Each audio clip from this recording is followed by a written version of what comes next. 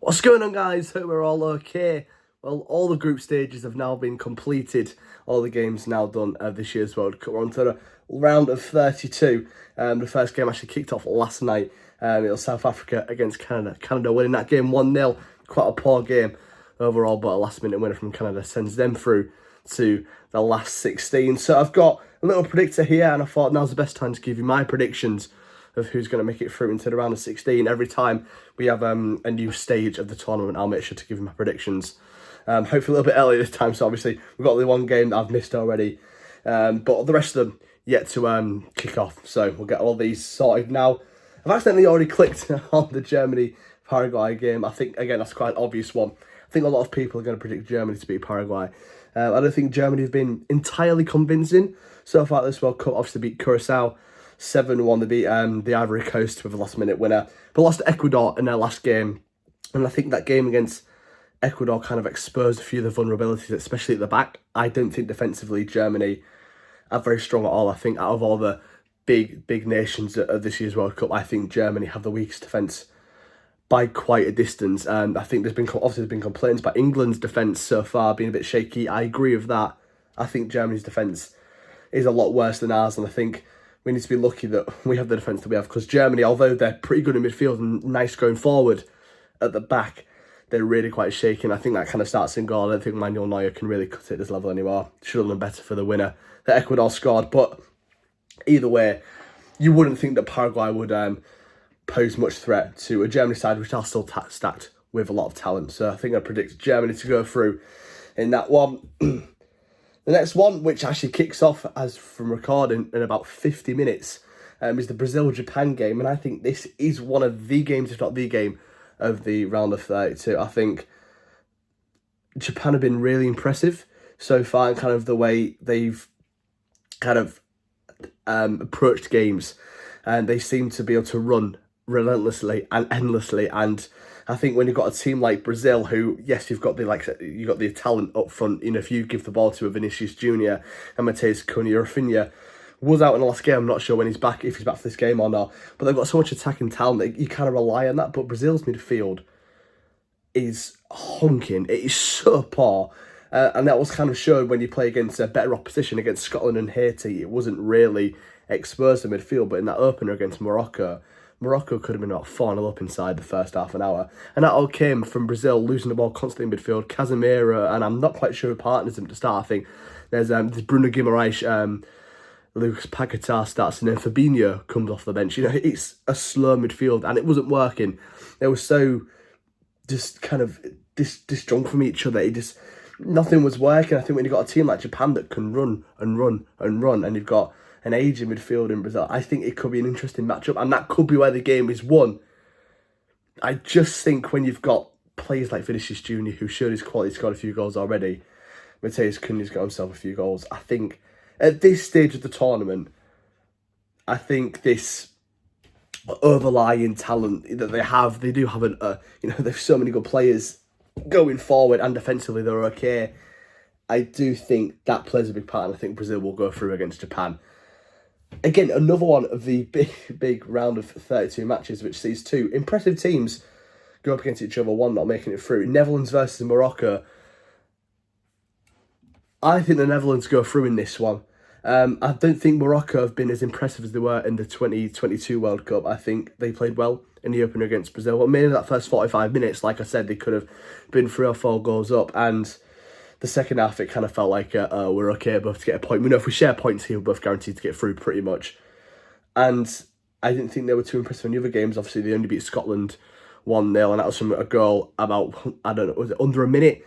And they didn't really pose much of a threat for the rest of the game. If anything, Scotland grew and grew into the game and finished off being a stronger team, and shipped 2 goals to Haiti in the final game. I don't think Morocco have been too impressive. And I think the Netherlands are a team that I really underrated going to the tournament. I think a lot of people still are.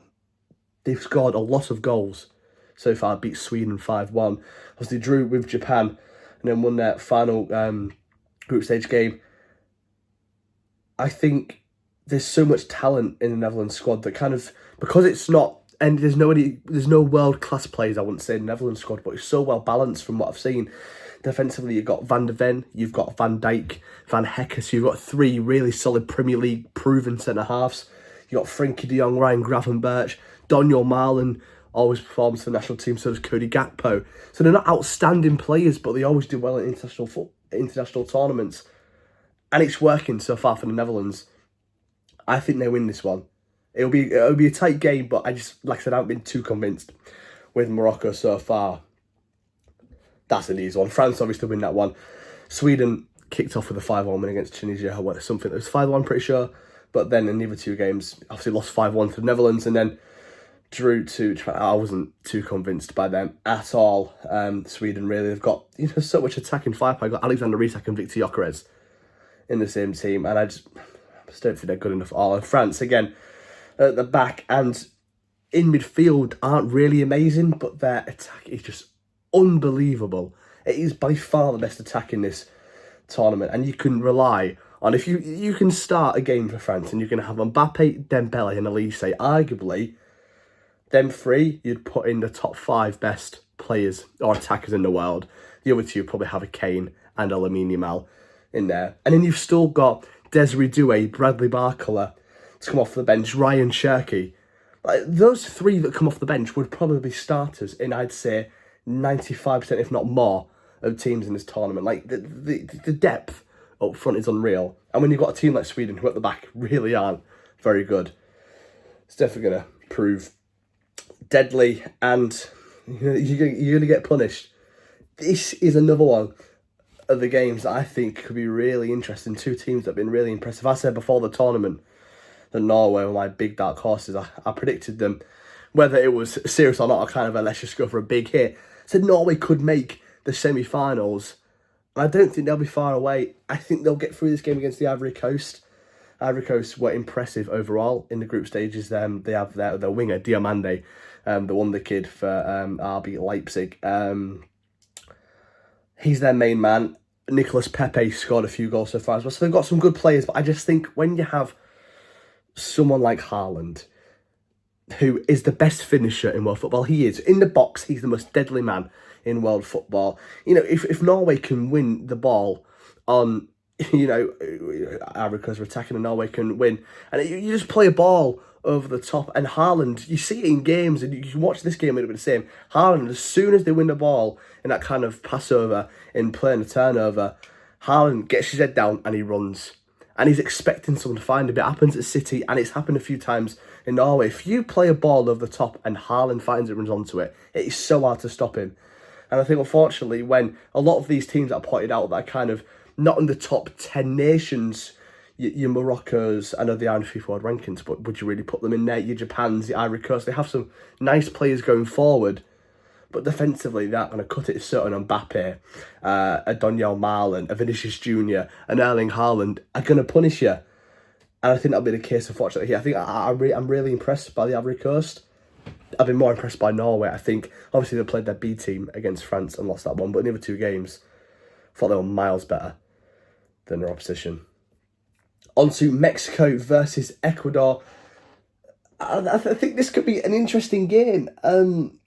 A lot of people, especially English fans, the English media, have already kind of had this perception of, oh, well, if we're going to beat Congo and we're going to play Mexico in a round of 16 at the Aztec Arena, they've only lost twice, I think, now in 60 years or something. It's, 1 a.m. in the morning, it's so many thousand metres up in the air, we're going to really struggle. But that's assuming that Mexico get through this game. Mexico had an easy group. They did. Their group was pants. It really wasn't impressive.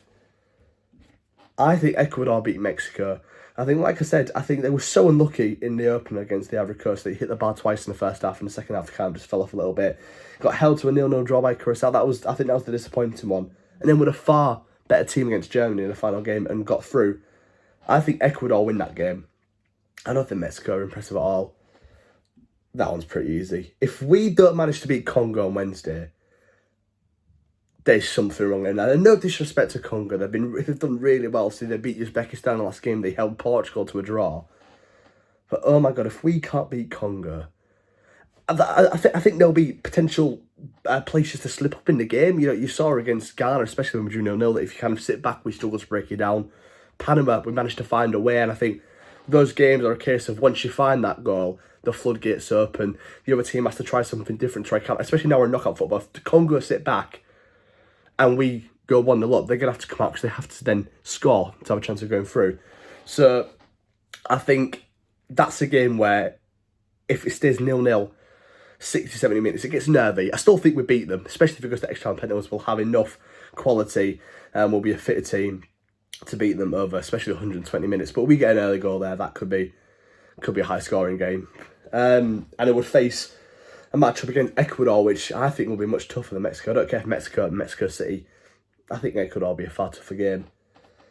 USA will beat Bosnia. Bosnia are rubbish. Absolutely rubbish. Only scraped through the qualifiers. And then I actually don't know what they've done to fight the World Cup. I think they beat Qatar. I don't know how they fared against. I think they drew against Canada. What they do against Switzerland, maybe. I don't know. I don't think they're that impressive at all. USA have looked quite good.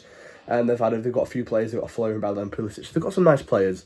And I think, although, again, their group wasn't very hard, they've played quite well. Lost to Turkey in their final game. But I think USA, with a home crowd, every stadium's nearly 80,000 people in there. And for USA games, it'll be 90% American. I can see them getting fairly far. That home kind of advantage definitely plays a big part. Bosnia, they're not going to provide a threat.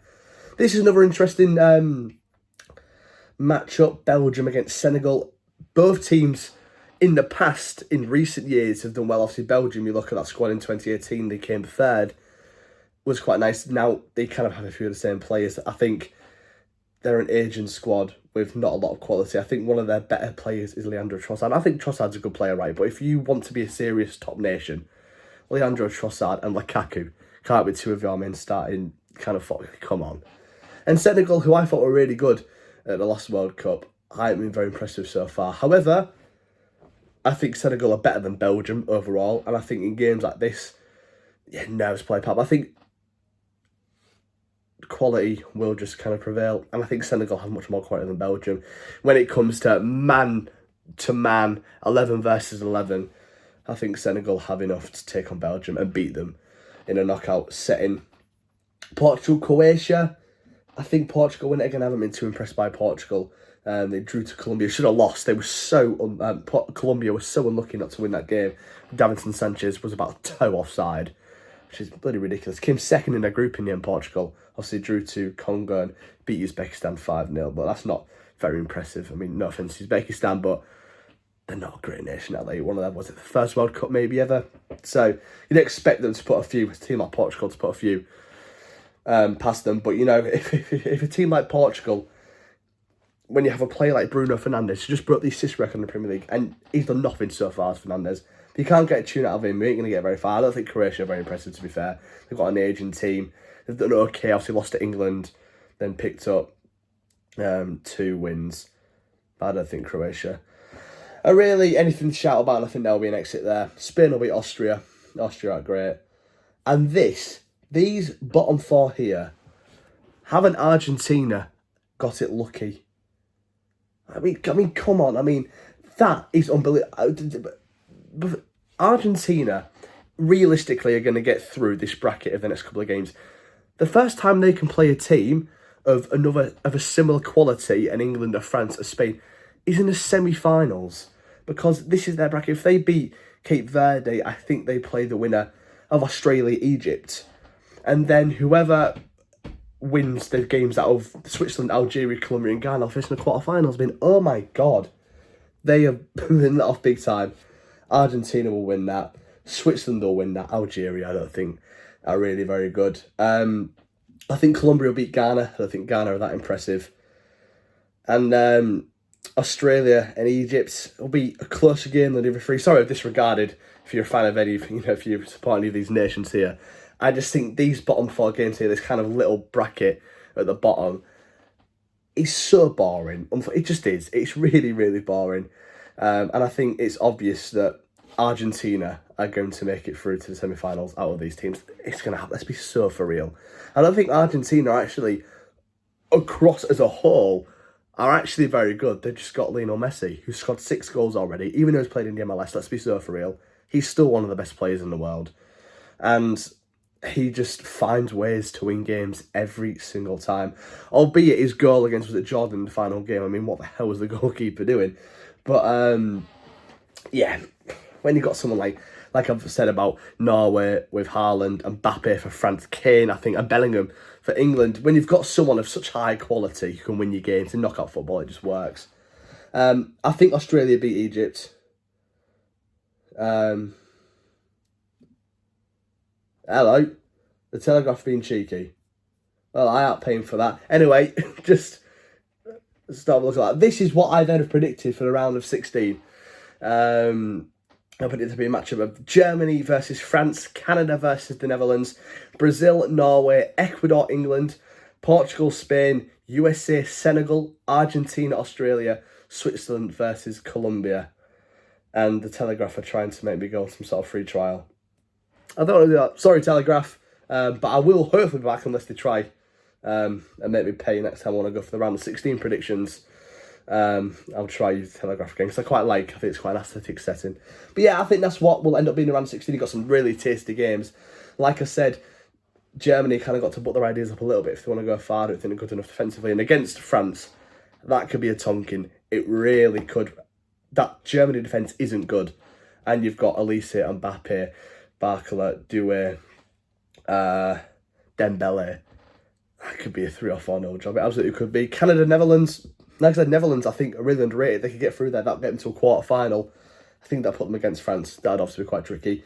Brazil, Norway is a great game. Ecuador, England will be a good game. Portugal, Spain, USA, Senegal. Got some great games there. I think the World Cup's been really, really positive so far. I think there's been so many great games. I really hope the knockouts live up to how good a lot of the group games were, because very rarely do you get a World Cup where the games are great throughout. If you remember the 2018 World Cup, I mean, the group stages for that were unbelievable. Some cracking games. You think of the Portugal-Spain game, the Ronaldo hat-trick. I think that was in the group stages. There's some cracking games, but the knockouts are really disappointing. And so far, with the Canada-South Africa game, it's got off to a bad start, but fingers crossed this is the next game that kicks off very soon. Brazil-Japan, that should be a good game. So yeah, they are my predictions for who will be going through to the round of 16. Hopefully, England do beat the DR Congo, and next time I make a video on the round of 16 predictions, England will be in there. I'm pretty sure they will be. I think we've got enough quality. I think now we really need to push on, and hopefully we'll get far and win the competition. Thanks for tuning in, guys. Hope you enjoyed. See you in the next one. Come on, England!